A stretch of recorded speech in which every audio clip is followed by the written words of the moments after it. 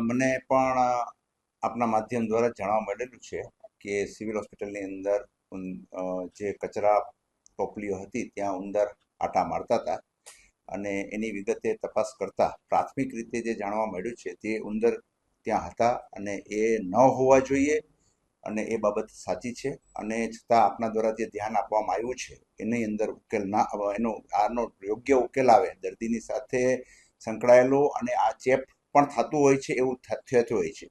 અને એને કારણે આ ઉંદરની બાબતની અંદર સિવિલ હોસ્પિટલની અંદર કુલ 25 એકરની અંદર વિસ્તારની અંદર ફેલાયેલી આ સિવિલ હોસ્પિટલની અંદર અંદાજિત મારી પાસે જે માહિતી છે એ પ્રમાણે લગભગ 2,13,000 સ્ક્વેર ફૂટના એરિયાના બાંધકામ ધરાવતી અવડી મોટી સિવિલ હોસ્પિટલની અંદર આ ઓપીડી વિભાગની અંદર અથવા તો હોસ્પિટલના કચરાપેટી પાસે જે ઉંદરડા જોવા મળ્યા છે અને એ બાબતને અમે ખૂબ ગંભીરતાથી લીધી છે અને એ સાથે પણ જે આનો ઉંદર અને બીજા જંતુઓ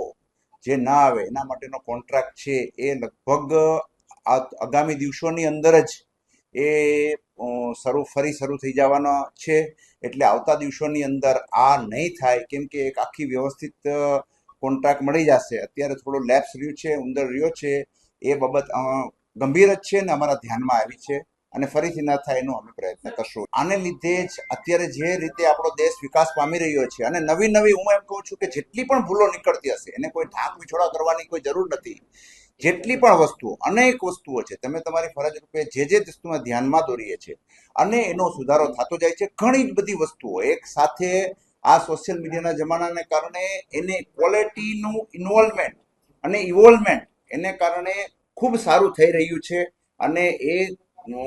જ્યારે આની 800 પહેલા